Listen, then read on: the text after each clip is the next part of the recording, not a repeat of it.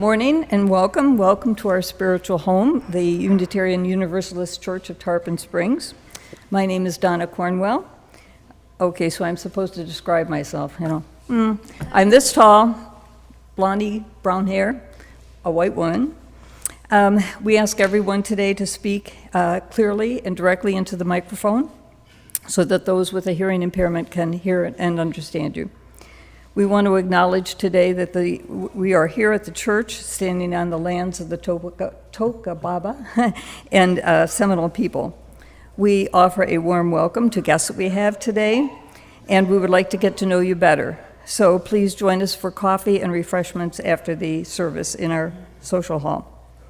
Our mission states that we are a liberal community for all ages, promoting spiritual growth, social justice, and the arts. Lay-led services are a time-honored tradition in our heritage. Here at UUCTS, we value shared ministry. Our lay leaders today are Kathy Hopkins and, what happened to Judy? Judy, oh, there you are, Judy Pickett, and myself. In today's service, we're going to share our reimagined version of our membership at UUCTS. Together, we'll explore what it means to belong here, not just as individuals, but as part of a vibrant, evolving community within the larger UUA tradition. Every UU congregation is unique, and we have the power to share our community. Thank you for attending today to help shape our own identity. We are defining who we are today, who we aspire to be as a UU church. Hopefully today you'll feel a renewed sense of connection, purpose, and belonging. And we have a gift for you today, so if you haven't already picked up a chalice and a tea light for lighting, we'll be doing a collective chalice lighting today. Those are your gifts to take home with you. And people on Zoom, we are going to try to get you a chalice and a light at some point as soon as we can. Our music today is provided by our wonderful music director, Bonnie Whitehurst, and we welcome back our choir for the first time.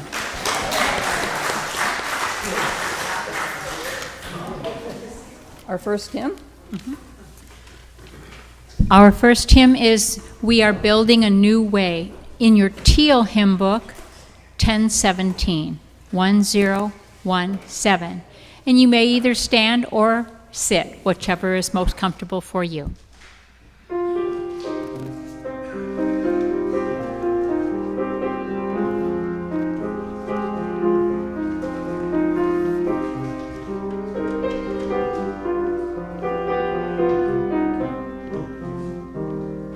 We are building a new way. We are building a new way.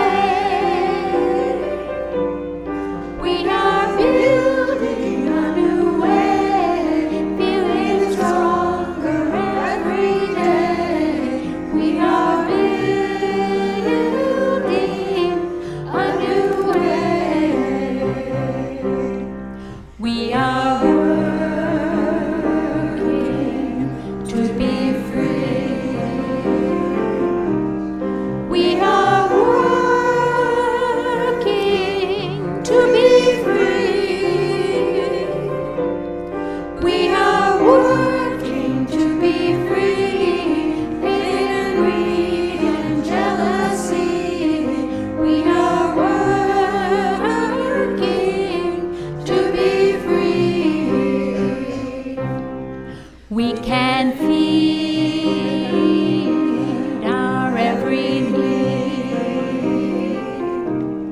We can feed our every need. We can feed our every need. Start with love, that is the seed. We can feed our every need. Peace and freedom is our right.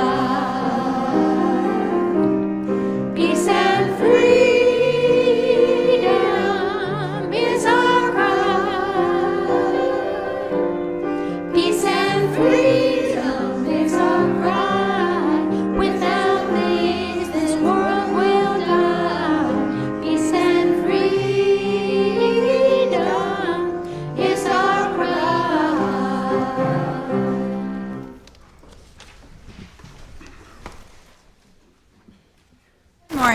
Kathy Hopkins. I'm an older white woman with gray hair wearing a black and white paisley dress.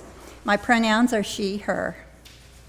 My husband Mark and I have been members of this church for a dozen years now, and we've served in multiple roles during those times, and we've seen lots of changes in the last dozen years here.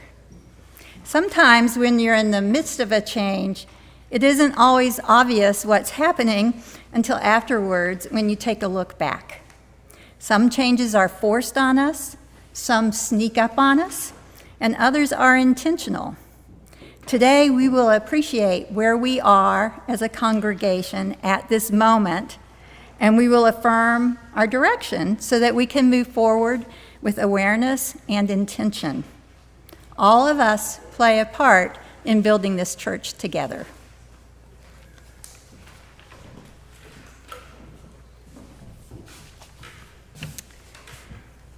Today's service is about belonging, and this is a lay-led service, but it includes the congregation, so it's going to be congregational-led today.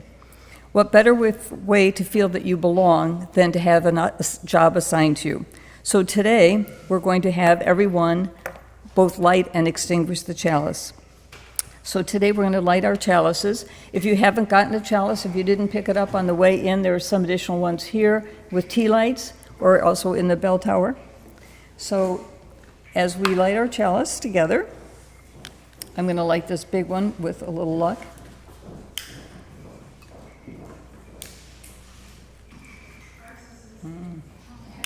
There we go.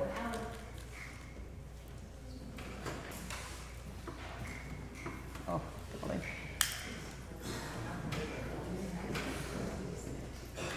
Thank you. So we're going to read our chalice lighting words today together. This isn't just a place of worship. This isn't just a fellowship of like minds. This isn't just a Sunday morning filled with spirit and topped off with cookies.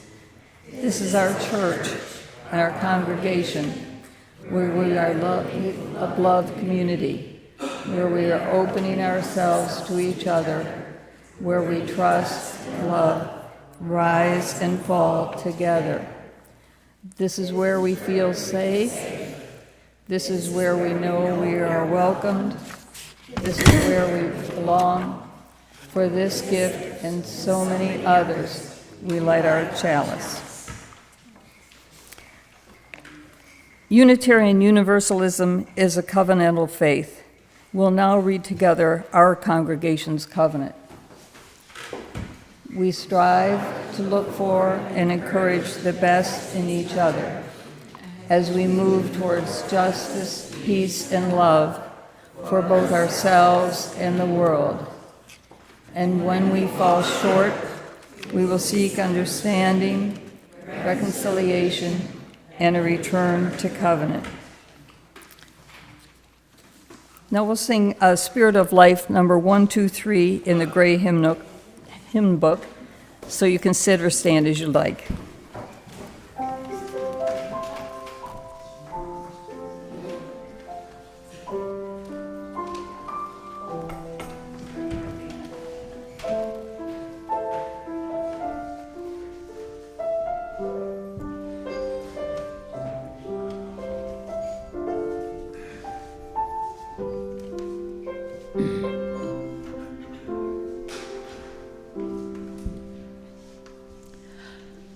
Spirit of life, come unto me. Sing in my heart all the stirrings of compassion. Blow in the wind, rise in the sea. Rule in the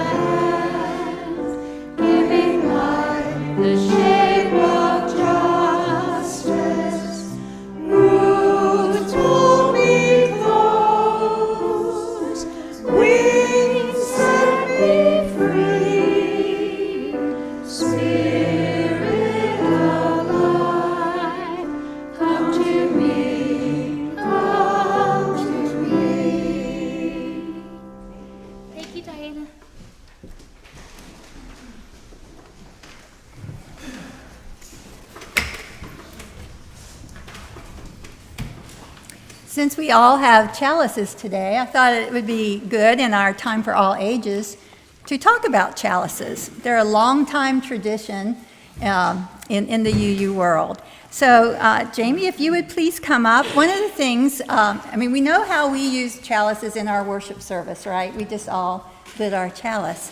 But I would like Jamie to tell us about how they use chalices in the children's program. And by the way, this is Jamie Farley. Congratulations on your marriage. Thank you. Good morning, everyone. It is so nice outside today. Last year we were in a different place around this time, so it's beautiful to see that the sun is out and it's dry and everyone is here in attendance, so that's always beautiful. But as she mentioned, my name is Jamie Farley, and I'm the Faith Formation Director here at UUCTS.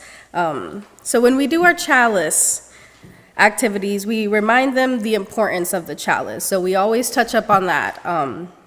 I touch up a lot on our 7 principles and of our chalice lighting and how we came to be in that classroom. Since we have littles, so they need to start learning a little bit more about what it means to be a UU. So we light the chalice to remind us that it is safe in a loving space. We always let them know this is your safe space, talk freely, ask permission for certain things like walking out of the room and stuff, but and we also remind them that the flame shows us that we can share our own light and kindness with others. So that's very important. With our kiddos, we like to do it this way. We use our hands, so I would love to, say the chalice lighting words and have you guys copy me. I'll run it down step by step, super easy, and there's different ways that you can do it. I'll show you the silly ways the kids do it. So we light a chalice to celebrate our Unitarian Universalism. So you're gonna cup a U and a U. So sometimes our kiddos put them together, sometimes we make glasses out of them, sometimes we make ears out of them, but that is how we do our U's. This is the Church of the Open Mind. So some of us go like this, but some of our boys go so that's always fun. This is the Church of the Helping Hands. So we always go like this. Sometimes they cross them. Sometimes they give hugs. And then this is the Church of the Loving Heart. So you can put your hands over your heart. My daughter is a big finger heart like this. And then together we care for our earth and work for friendship and peace and justice in our world. So then we just say hi to each other, good morning, and then that's when we start talking about our day. So that is how we try our best to start most of our Sunday mornings here. Sometimes it works, sometimes it doesn't. We just go with the flow back there. So they lead us. Thank you.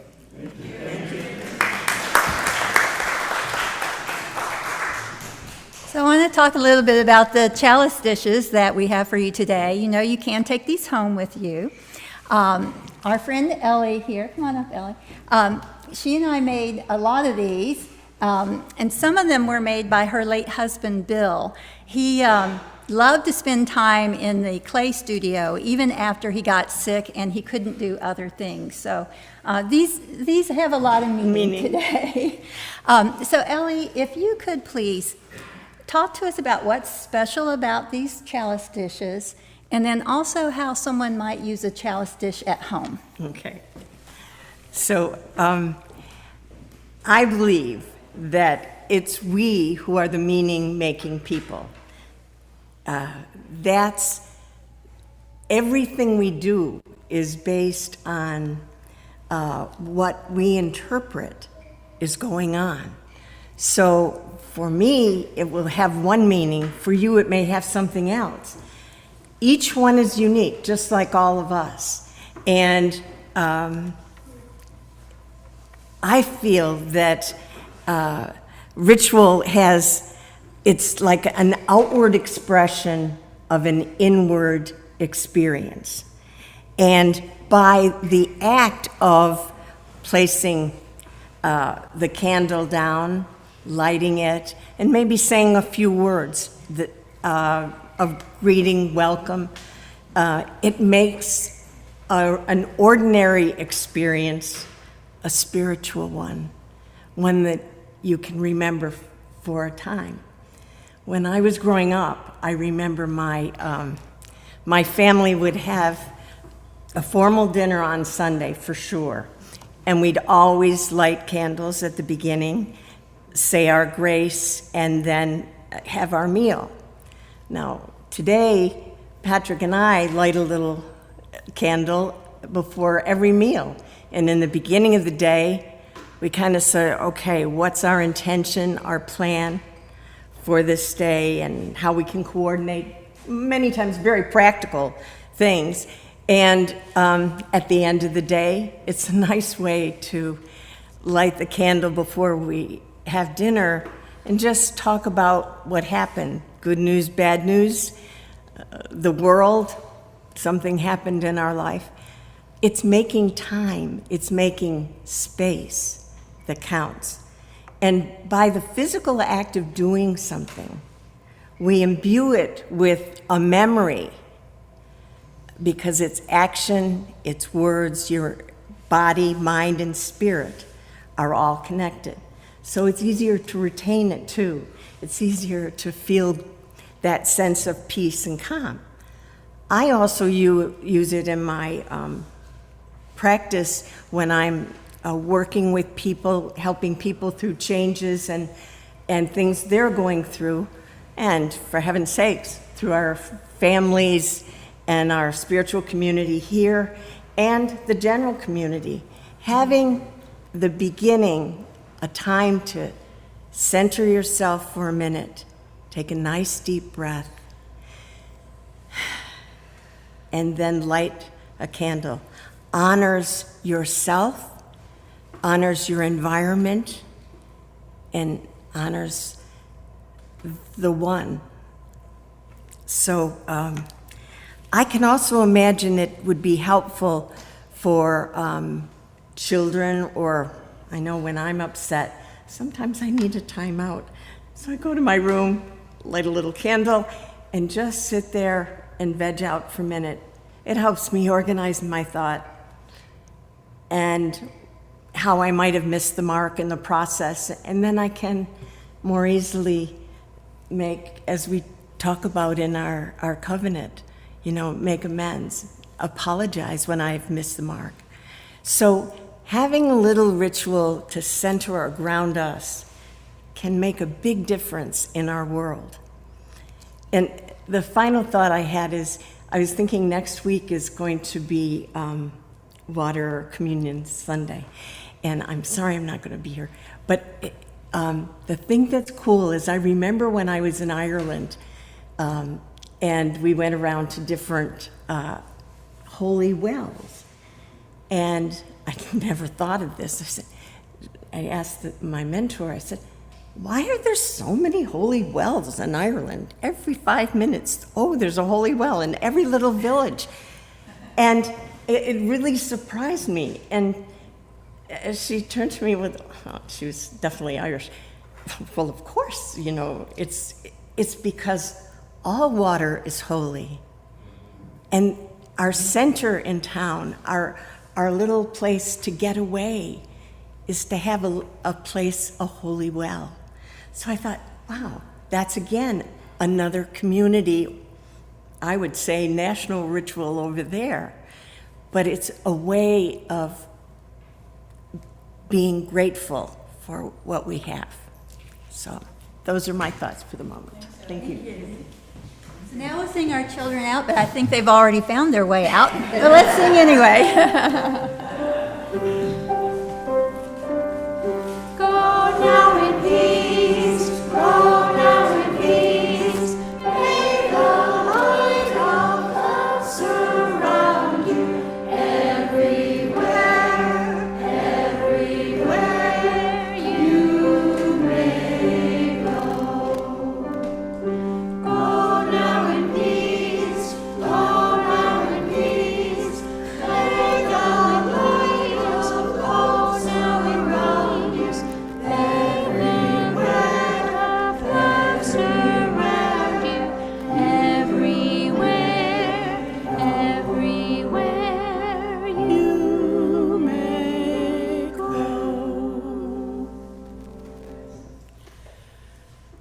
Now is the time in the service when we take our offering for the work and welfare of this church. You may drop your donations in the plates when they are passed or donate online. Your generosity is greatly appreciated. If you are going to be giving cash for a pledge or for some other reason, there might be an envelope in your pew back. Just right, they're not? Okay, never mind. See me. And if you want to make it a designated gift and catch with your name attached to it, I'll make sure that happens for you.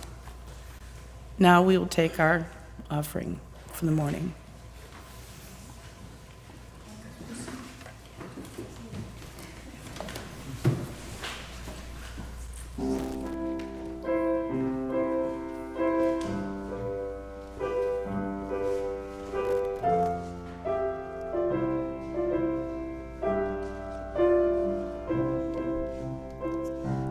One love, one heart.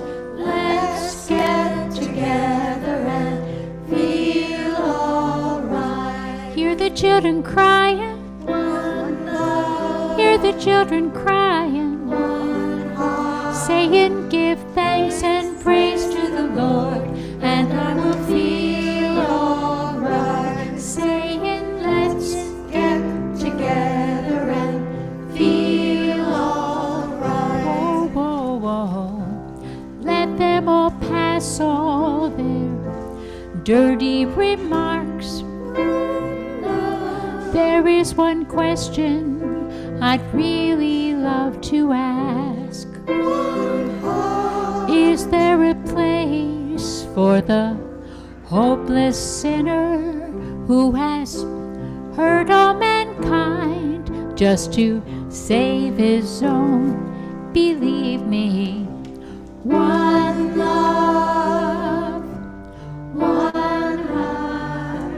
Let's get together and feel alright. As it was in the beginning, one love, so shall it be in the end. One heart. Alright, give thanks and praise to the Lord, and I will feel alright. Saying, let's get together and feel alright. One more thing.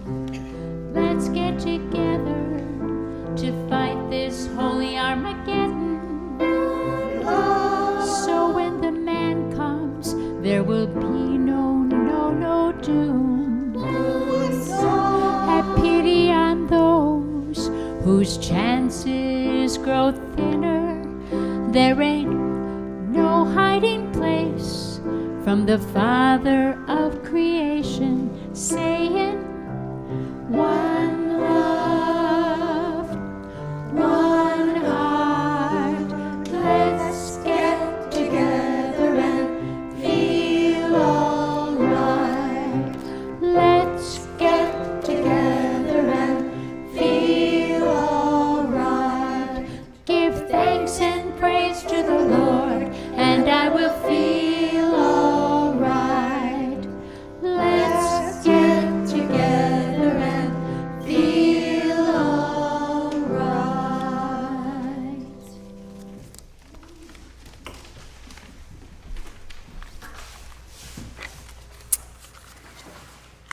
I first came to the UU Church in 2022.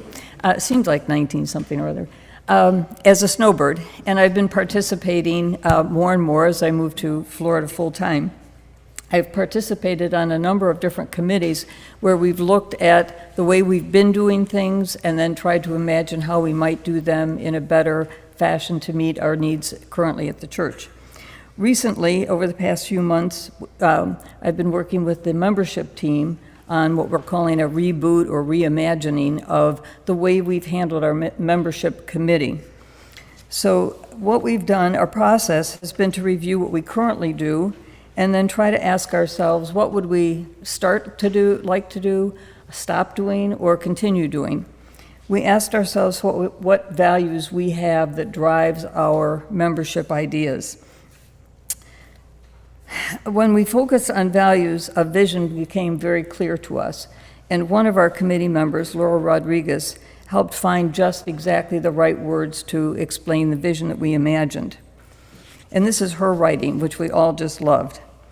So our vision, we thought, through all phases of membership relationships, onboarding, maintaining, and sunsetting, we strive to nurture a sense of belonging by people helping people deepen their connections to congregational life. Our guiding values at the church, we envision a membership experience rooted in intentional belonging and radical inclusion. Our goal is to create a spiritually nourishing and relationally grounding community where every person, regardless of age, race, gender, identity, sexual orientation, ability, or background, feels seen, welcomed, and valued from their very first interaction. Membership is not a status, but a mutual commitment to grow, serve, and journey together. We will cultivate clear, accessible pathways for engagement, ensure diverse voices are centered in decision-making, and foster ongoing connections that sustain both personal transformation and collective action. Our reimagined membership model, everyone has a place, everyone contributes, and everyone belongs, by design, not by default. So during our moment of silence, we'd like to have you think about that last sentence again. In our reimagined membership model, everyone has a place, everyone contributes, and everyone belongs, by design, not by default. So we'll take a moment of silence.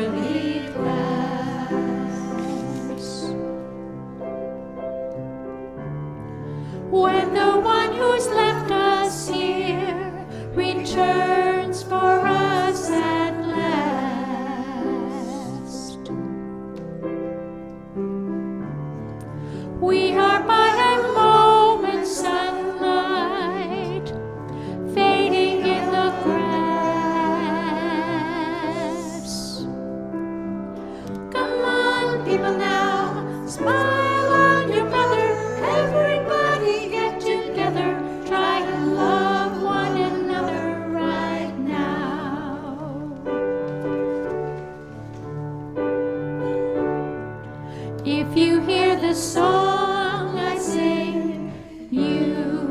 must understand.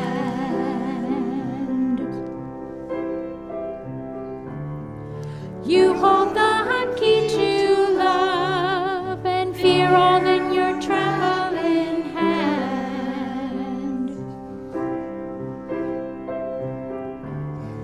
One key unlocks them both, there at your command.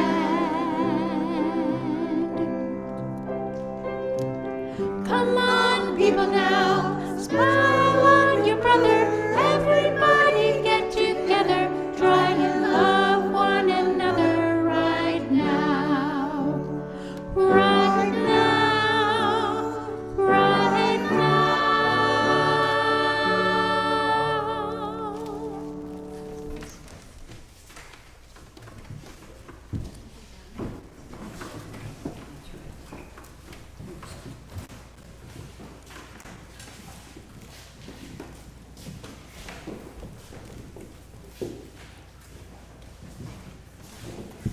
Pastor Patty.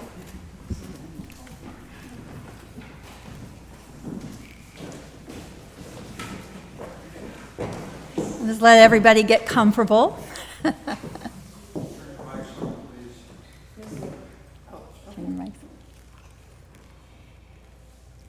right. Well, I mentioned in my opening words how much things have changed in the last dozen years. So today we're going to appreciate where we are at this moment and affirm our direction.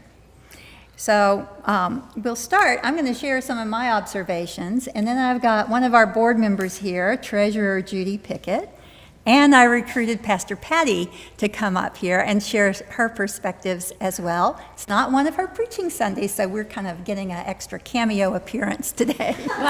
like a bonus. She's a bonus. Give her a postcard. So anyway, so my observations are, I feel great about where we are right now and how things are going. So for such a small congregation, there's 75 members, we have a ton of stuff going on. And collectively, we're very serious about meeting the moment of this unraveling world that we're in. The creativity in this group is amazing. We have cheerful, friendly energy when we gather. And we're still in love with our minister, even after a year. The honeymoon's over, and we still love our minister.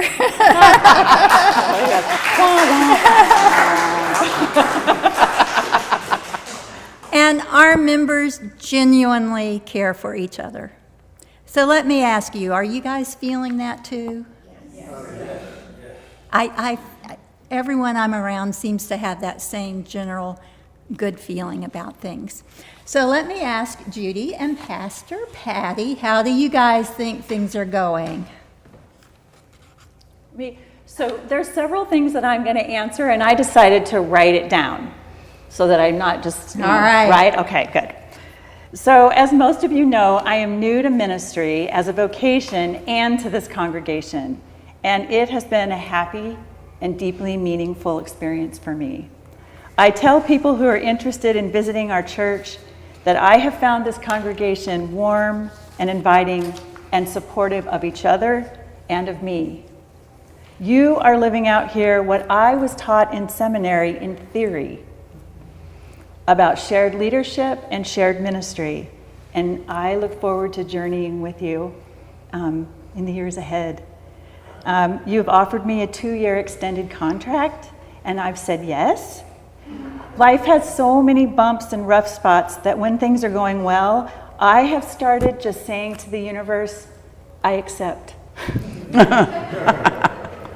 Mike and I and our 2 pups, Chica and Manny, have decided to move to Tarpon Springs. I'm so happy about that.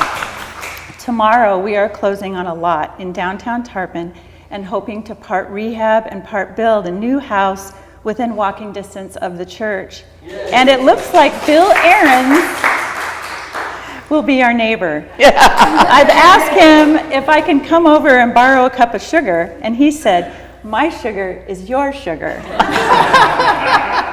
And Kathy actually gave me an even better solution. She said, take Bill's sugar and ask him to make you cheesecake.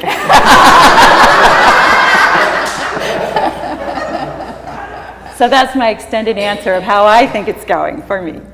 All right. Judy. Well, I think we're doing pretty damn well. Aside from the community spirit, the friendship, the trust, the love, I'm speaking from the point of the view of the ledger, the treasurer. We're doing well financially. We're holding our own. Our income exceeds the budget by a significant amount, and that's thanks for you guys for paying your pledges, for making donations, and just showing up financially.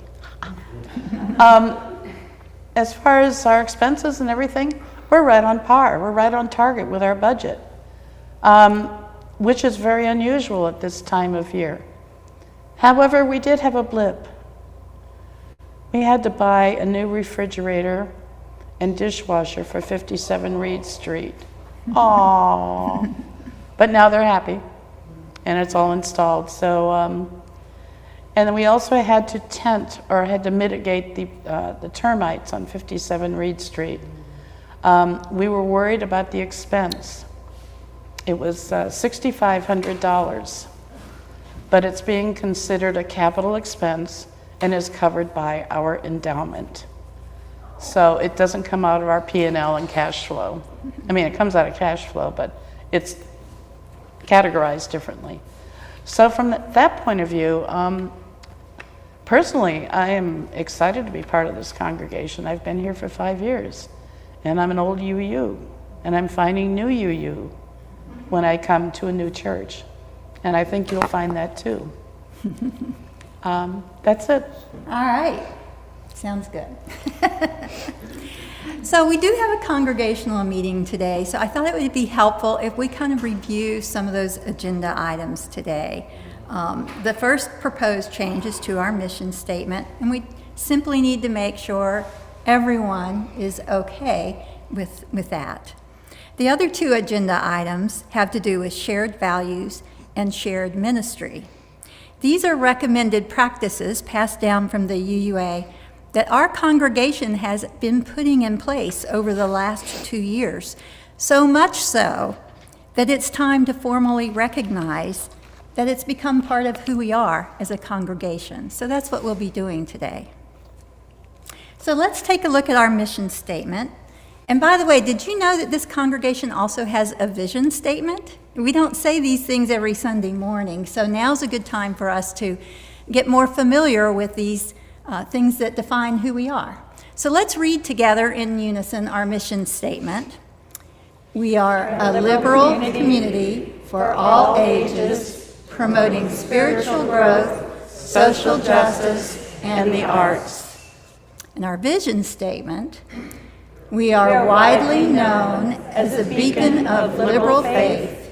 We connect bravely, grow spiritually, embody justice, nurture the arts, and love unconditionally. So, Pastor Patty, question for you. Over the last 2 years, the word faith has gradually crept into our mission statement when we're describing our community, liberal faith community. And it's in some of our marketing materials. Reverend Christina started using it before she left. And I notice you also insert the word faith when you're describing our mission. So, and other people have followed suit. So can you tell us now why you feel it's important to distinguish that we are a liberal faith community? So, first of all, a thorough discussion about the word faith in context of Unitarian Universalism could be a very long sermon or a series of sermons. There are entire courses on the definition of what it means to have faith, right?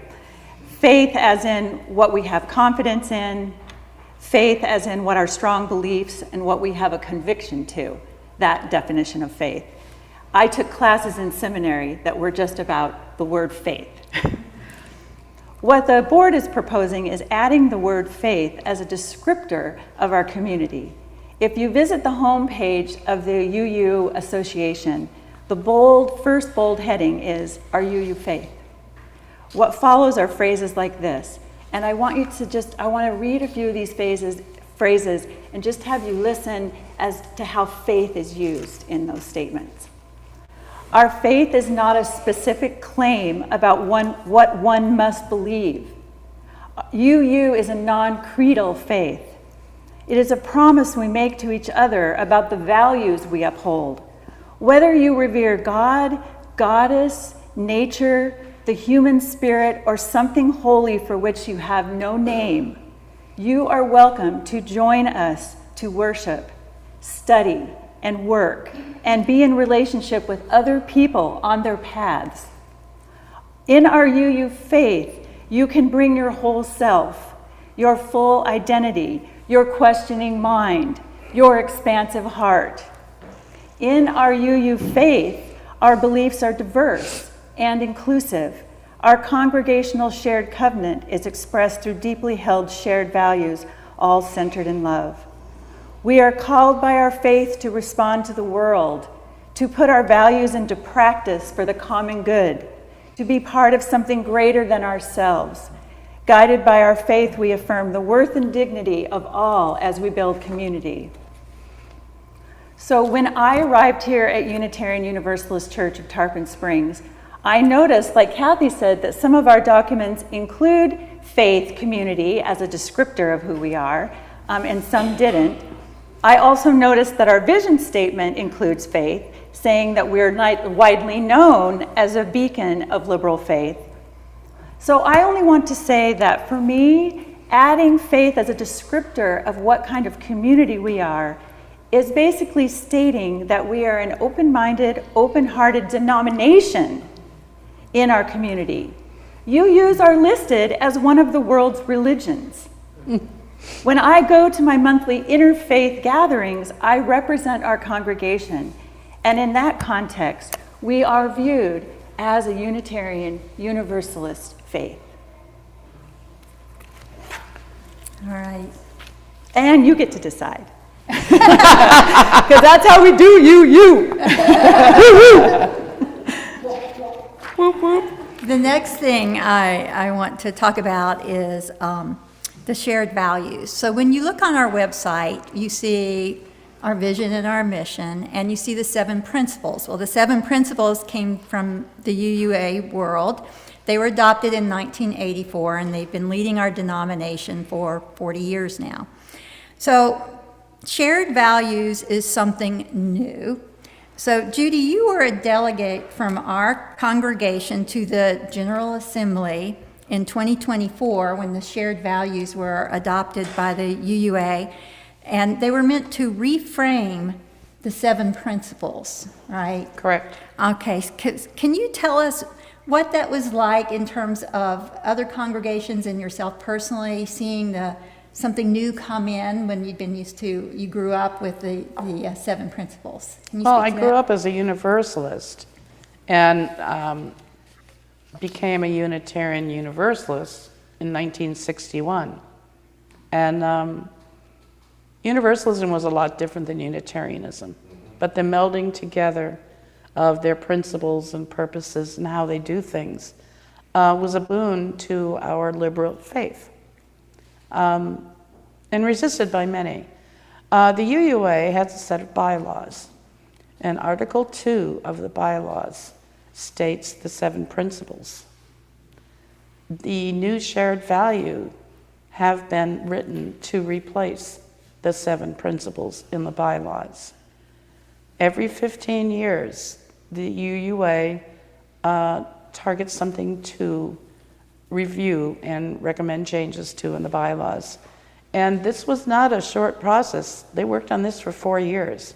They had a total commission of people who studied Article 2 and came back with recommendations of what we see now with the shared values. The new logo with love at the center. Love has always been the center, but it's never been graphically put in the center before. So I think the change has been a good one. And some people highly resisted it. There was a big coalition of people who did not want to change the 7 principles. But you know what? Just because the UUA changed them doesn't mean we have to.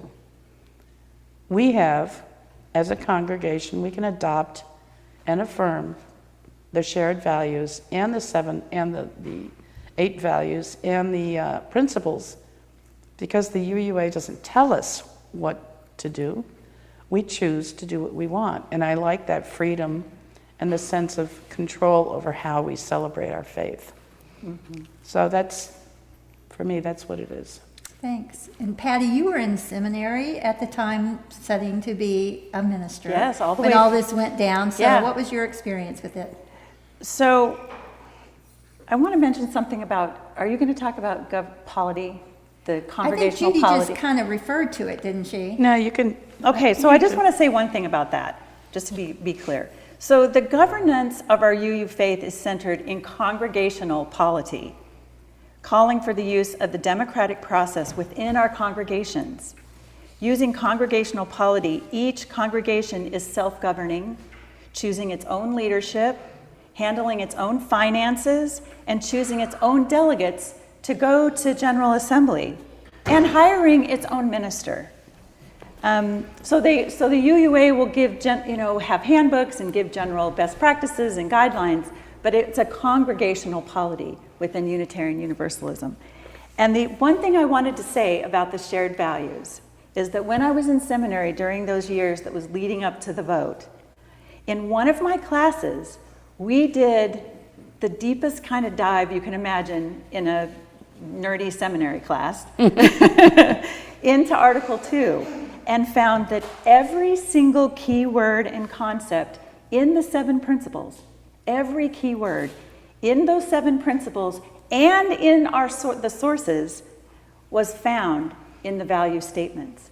So we left that class as Unitarian Universalist minister candidates feeling like those values were in addition. In other words, the 7 principles were incorporated into those values, which I found to be very meaningful and a really meaningful exercise.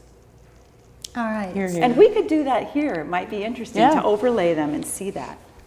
So in the motion or the affirmation we're going to do later today, what the general consensus is let's show the shared values now on our website, but let's don't get rid of the 7 principles, because a lot of us are just, really tied to them. So we're going to have both, right? Both and is what our congregation is looking at doing. Yes, and. Yes, Thank you. and. Amen. All right, so the next topic is shared ministry, okay? So when Reverend Christina was here, we talked a lot about shared leadership, and now we're talking about shared ministry. So let's kind of distinguish the difference here. Shared leadership has to do with becoming less hierarchical. We work in teams, we spread leadership duties and decisions around multiple individuals. Our board of trustees has been doing shared leadership for almost 5 years now. There's no one president. They rotate and share those duties, and that's been working. Donna talked about what's happening in the membership committee, and that's another example. But shared ministry is broader than that. We had a lay-led service last December where we quoted Dr. Janice Marie Johnson, and she explained shared ministry this way. She says, let's start by clarifying ministry. Ministry is anything that furthers the mission of the church. It's not something only ministers do. And ministry goes way beyond just preaching in the pulpit. Shared ministry is an approach, collaborative, interconnected, less strictly hierarchical, that lives into the faith's highest values. Shared ministry means sharing in the responsibilities of the community. So Patty, you've been here for a year now, and you told me the other day that you now feel like you are fully our minister.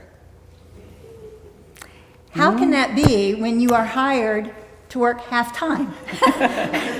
How is it possible for this church to get the ministering we need with a half-time minister? So I'm going to say it this way. I noticed on Facebook yesterday that Jack, who's not here today, Jack, posted these words. 1 year ago tonight, at this time, we were watching water come into our home with Hurricane Helene. And I was only weeks into being minister here when the hurricanes hit. Mm-hmm. And what I witnessed was how you all took care of each other, providing food and shelter and so much kindness. And I jumped in to help. I didn't know you yet. I jumped in to help, calling and emailing and visiting as many people as I could to see how we could all help.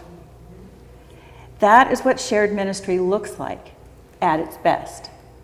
Shared ministry is a trust-based, mission-based way of approaching congregational life. I think it's good church. Shared ministry is a model where everyone contributes their unique gifts. It is a culture of belonging and participation. So I grew up in a 100% lay-led congregation. Many of you know my religious background. Yes, it was.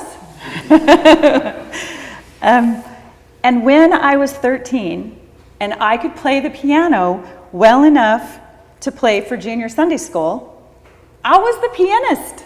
Mm-hmm. When our neighbors were sick or had a baby, my mother was in the kitchen with us making bread. At our Tarpon Springs UU congregation, we have small group ministries and teams of people doing the work of congregational life and service, including groups, and this is not all of them, but I do want to say this out loud, including groups that care for our building and grounds, organize our social service actions, coordinate our phases of membership, create Sunday worship services, track and analyze our finances, and reach out to care for members in need, and serve on the board of trustees. And what I do is attend as many of those team meetings as I can. And what it does is it makes me aware of what's happening.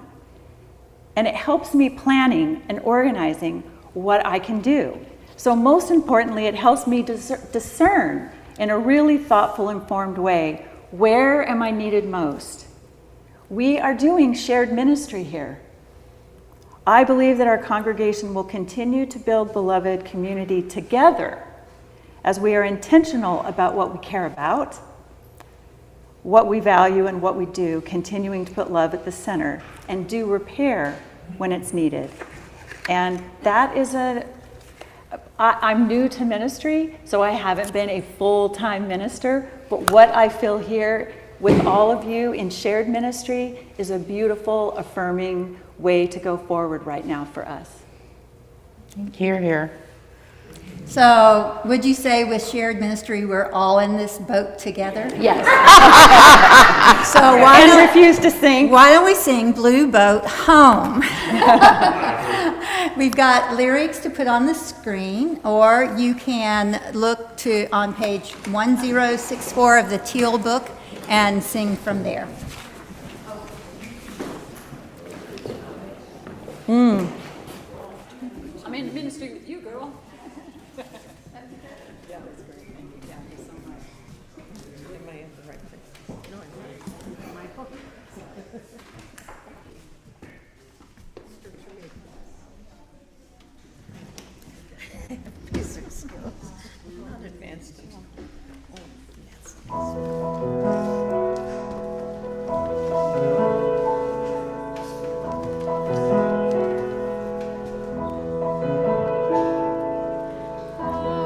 Below me I feel no motion, standing on these mountains and plains, far away from the rolling ocean. Still my dry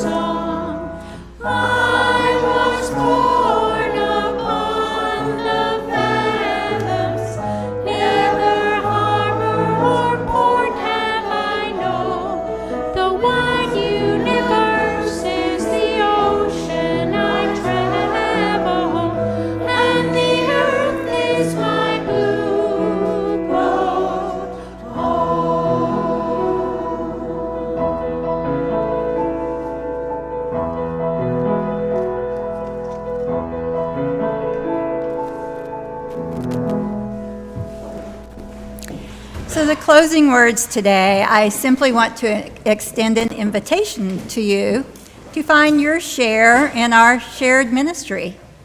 You don't even have to be a member yet. You can be a friend and get to know us. You can join a team. You can just show up for an activity. And one thing that we have starting up just now are covenant groups.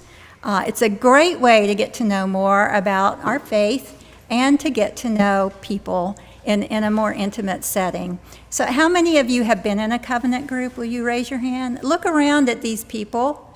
If you want to know more about what a covenant group is, talk to one of them today. They'd love to tell you about it. All right, so now let's have our closing music.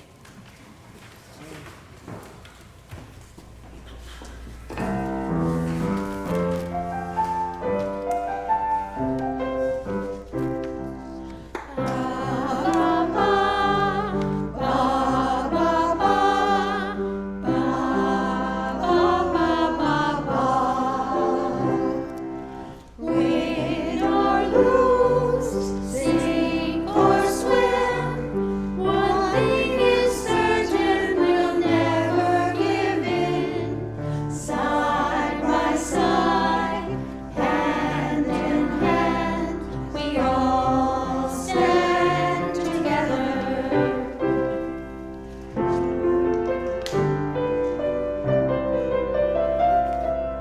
Ba ba ba, ba ba ba. Play the game, fight the fight. But what's the point of this beautiful night? Arm in arm, hand in hand, we all stand together. Ba ba ba ba ba ba ba ba. La la la la la la la. Keeping us warm in the night.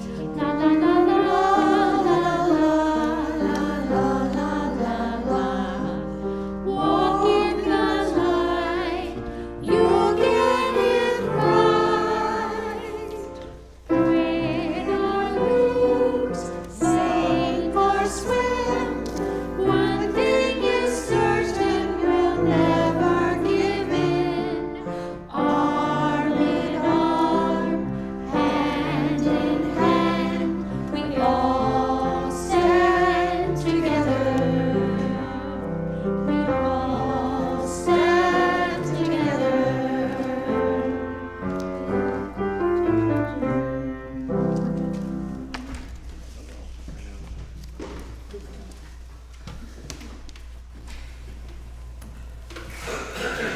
You guys want to leave the stage? You can? No, wait a minute, I gotta close off. I'm sorry. I'm getting ahead of myself. We will now close our worship together by reading these words about belonging by Reverend Dr. David Breeden. I will read the words in blue, and then we will read the rest of it in unison, the ones in black font. Belonging is the warmth of a hand held out.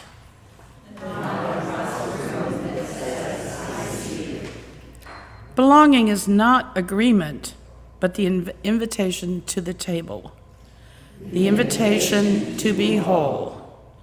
Belonging is the story that changes because you arrived, the circle that widens because we are here.